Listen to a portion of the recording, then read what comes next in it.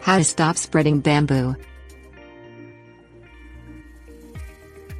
Bamboo is a beautiful plant that many people love to have in their yards. It is also one of the hardest plants to get rid of, and also one that spreads the fastest.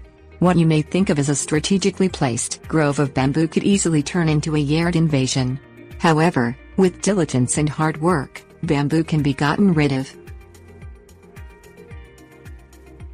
Things you will need: fertilizer, garden shears, plastic sheeting, herbicide. Stop the spread. Focus on the bamboo that you want to keep in your yard. This will most likely be the original grove you planted. Dig down about 2 feet into the soil around the bamboo, creating a circular trench around it. Put in a plastic or metal barrier into the trench. It does not have to stick out too high. A few feet will do. This will keep the bamboo's rhizomes from spreading and growing new plants elsewhere. Trim and maintain the bamboo to keep it from growing out of the barrier. Any bamboo shoots that grow too close to it should be removed. Using herbicide.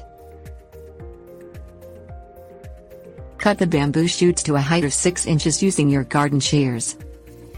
Apply the herbicide quickly to the shoots. Do you want to allow the sap that appears to soak up the herbicide, but the sap will quickly retreat into the bamboo shoots after you cut them. This will allow the herbicide to kill the roots of the plant.